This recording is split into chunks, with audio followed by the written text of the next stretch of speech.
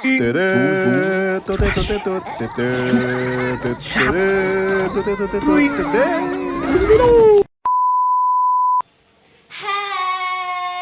Hai. Jangan nonton. Ya, Wes ya. jawab belum? Hai, nama saya Fasila Fikri Anggara, nomor absen 13. Hai, aku Kalista Revina, nomor absen 7. Hai, nama aku Muhammad Putih absen 2, absen 22. Halo, nama saya Gabriel Ketrian Kimon, absen 14. Hai, namaku Naswa Leo Fitriani, nomor absen 24. Guys, kita mau ngapain sih di sini? Nggak tahu kok tanya saya. Di sini kita akan menjelaskan tentang Jogja dulu, kini, dan nanti. Loh, sabar. Emang bedanya apa sih? Ada bedanya. Kalian penasaran? Yuk ikutin kita terus.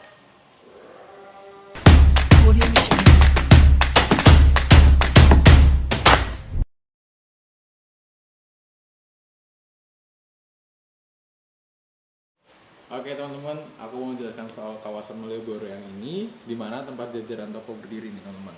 Di jalan ini seolah tidak pernah sepi oleh pengunjung, baik itu pejalan kaki maupun pengendara, mulai dari motor, mobil hingga bus besar.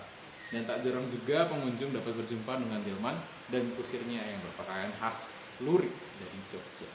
Nah, di jalanan ini pengunjung dapat melihat jajaran toko dengan berbagai produk yang ada pakaian juga, ada makanan juga, hingga barang-barang antik yang terdapat di sana. Ada juga pengamen yang setiap malam meramaikan suasana kawasan ini. Tak hanya bermain musik, tapi juga menari bersama para pengunjung. Di sepanjang jalan ini juga terdapat bangku kayu yang dapat digunakan oleh pengunjung untuk duduk santai ataupun beristirahat setelah lelah berjalan mengitari kawasan ini. Lampu-lampu juga begitu unik, teman-teman bisa lihat di jalan di Jogja dengan tiang dan tempat lampu yang khas berwarna hijau menambah semarak keserian kawasan ini. Berbagai kuliner di sini pun tersedia mulai dari jajanan hingga makanan berat. Tentunya di sini ada gudeg, sate ayam, mie, tek-tek hingga pecel. Oke, dari siang hingga malam hari kuliner di sini seolah tak pernah sepi.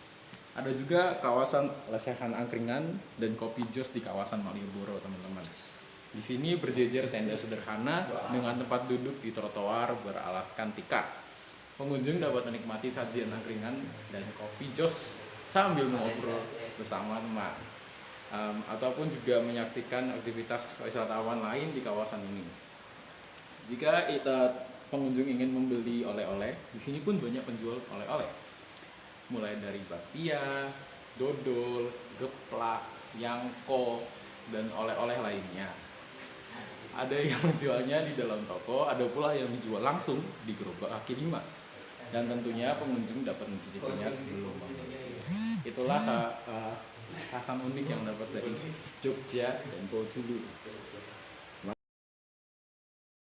Gamelan Keraton Yogyakarta merupakan alat musik tradisional sekaligus salah satu benda pusaka. Sebagai alat musik tradisional, gamelan adalah ansambel bertangga nada pentatonis berlaras sendro atau pelok. Gamelan disebut juga ganseng merupakan singkatan 3 sedasa atau 3 dan 10. Alat musik gamelan diduga sudah dikenal di Jawa sejak tahun 326 Saka atau 404 Masehi. Dan penggambaran permainan gamelan masa itu ada di relief Candi Borobudur dan Prambanan. Gamelan Jawa yang berirama lembut umumnya dipakai untuk mengiringi pagelaran wayang atau pertunjukan tari. Gamelan dapat berfungsi sebagai sarana pendidikan, mengiringi tarian, membangun suasana religius, sarana dakwah, meramaikan perhelatan, dan serta menyambut tamu penting. Pada masa sekarang, gamelan sering dimainkan pada saat acara-acara penting ataupun upacara-upacara adat seperti gangsa pakurmatan dimainkan untuk mengiringi hajat dalem atau upacara adat keraton. Adapun gamelan sekati yang hanya dimainkan pada saat sekaten. Keraton Jogja memiliki sekitar 21 perangkat gamelan yang dikelompokkan menjadi 2, yakni gangsa pakurmatan dan gangsa ageng. Tiap hari Jumat, salah satu dari gamelan ini akan dibersihkan dan diperiksa secara bergilir oleh abdi dalam kancah gending. Apabila ditemukan kerusakan, maka perbaikan segera dilakukan. Sedangkan gamelan yang tidak dapat diperbaikan kembali akan dilembur untuk kemudian dibuat menjadi baru kembali tanpa mengubah unsur logam pembuatannya. Seiring berkembangnya zaman, gamelan semakin jarang dimainkan, hanya untuk upacara-upacara adat tertentu dan hanya ada pada pertunjukan tertentu. Sekarang permainan alat musik yang lebih sering dimainkan di tempat umum lebih modern seperti gitar, keyboard, dan lain-lain. Namun pertunjukan gamelan masih bisa dilihat di tempat tertentu di Yogyakarta seperti di Keraton Kasultanan, Ngayog Jogja, Hadiningrat. Berikut adalah gambar orang bermain gamelan dan orang bermain gitar. Lurik merupakan salah satu jenis kain tradisional yang berasal dari Pulau Jawa. Salah satu daerah penghasil lurik adalah Yogyakarta. Lurik merupakan salah satu pakaian khas Yogyakarta selain kain batik.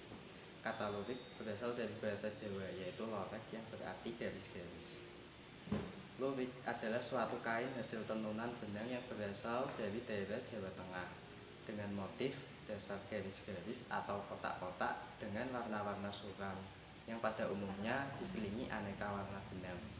Kata lurik berasal dari akar kata rik yang artinya garis atau parik yang dimaknai sebagai pagar atau pelindung bagi pemakainya. Pakaian lurik ini dahulu banyak sekali digunakan oleh masyarakat Yogyakarta. Namun, seiring berkembangnya zaman, masyarakat Yogyakarta mulai beralih ke pakaian modern mengikuti tren sekarang. Meskipun begitu, masih ditemukan beberapa masyarakat Yogyakarta yang menggunakan pakaian lurik ini, seperti Pak Kusir yang ada di kawasan Malioboro dan juga abdi dalam yang ada di Keraton Yogyakarta masih menggunakan pakaian lurik ini. Halo teman-teman semua, kali ini aku bakal jelasin keadaan kawasan di Malioboro yang sekarang. Nah, sebelumnya pedagang-pedagang kaki lima yang ada di kawasan Malioboro ini sekarang berpindah di teras Malioboro ini. Teras Malioboro ini merupakan tempat baru bagi para pedagang kaki lima di Malioboro. Teras Malioboro ini ada dua. Untuk yang pertama, berlokasi di gedung bekas dari Bioskop Indra, tepat berada di seberang Pasar Beringharjo. Sementara itu, untuk teras Malioboro yang kedua, berlokasi di bekas gedung kantor Dinas Pariwisata Yogyakarta, tepatnya berada di sebelah utara kantor DPRD Yogyakarta. Nah, di sini terlihat ya bahwa kawasan teras Malioboro ini memang terlihat lebih modern dan lebih tertata dibandingkan dengan kawasan Malioboro yang dahulu. Tak hanya menjadi lokasi baru bagi para penjual, teras Malioboro ini juga menjadi destinasi baru untuk para pengunjung dan wisatawan yang berada dari luar-luar kota. Banyak wisatawan dari luar daerah Yogyakarta yang datang untuk melihat bagaimana sih kondisi teras Malioboro yang baru ini. Dan sekarang, toko-toko di kawasan Jalan Malioboro yang dahulu ini memang masih ada, namun tidak sebanyak dan tidak sepadat seperti yang dahulu. Dikarenakan sudah pindah ke bangunan teras Malioboro yang baru. Di teras Malioboro ini, pengunjung dan wisatawan bisa membeli buah tangan untuk dibawa ke daerah asal mereka masing-masing. Ada berbagai macam barang maupun makanan yang ditawarkan, seperti baju dengan tulisan khas Jogja, tas dengan aksen Jogja, maupun pernak-pernik seperti wayang, gantungan kunci, dan juga mainan-mainan daerah lainnya. Untuk makanan, ada bakpia patok, ada bakpia tugu, ada juga makanan khas ringan Jogja lainnya. Seperti ini kondisi teras Malioboro yang sekarang. Hai guys, kali ini aku akan menjelaskan tentang apa itu kliti. Pastinya kalian semua tidak asing lagi kan sama yang namanya kliti. Nah, untuk gambarannya aku akan mengasih lihat apa sih? Ya namanya itulah. Nah, inilah kliti. Jadi, pakaian yang mereka gunakan itu berwarna gelap-gelap ya, seperti abu-abu, hitam, bisa juga biru dongker atau hijau army. Nah, kalian tahu gak sih apa itu kelitih?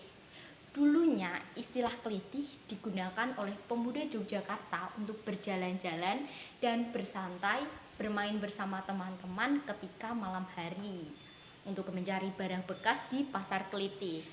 Namun, kelitih yang kita kenal sekarang memiliki makna yang berkonotasi negatif karena saat ini sebagian besar pemuda Jogja keluar malam hari untuk mencari darah atau korban.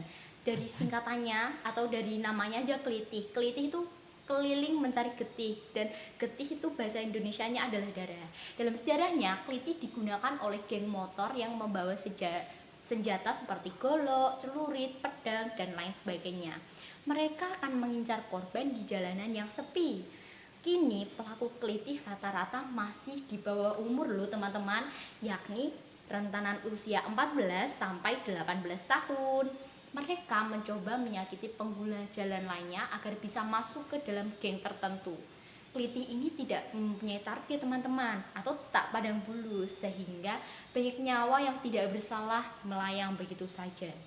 Terlepas dari pergeseran makna tersebut, kelitih ini tidak bisa dianggap sepele karena telah menelan banyak korban dan meresahkan masyarakat.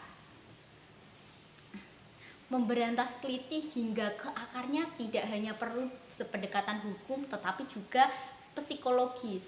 Pemerintah daerah tidak bisa sekedar memberikan statement atau himbauan kepada masyarakat, tetapi juga harus proaktif berkolaborasi dengan aparat kepolisian, pihak sekolah untuk melakukan pencegahan dan memberikan literasi kepada remaja-remaja yang ada di Jogja agar fenomena kelitih ini cepat berakhir dan tidak ada lagi kelitih, sehingga Jogja tetap istimewa seperti Jogja yang kita kenal.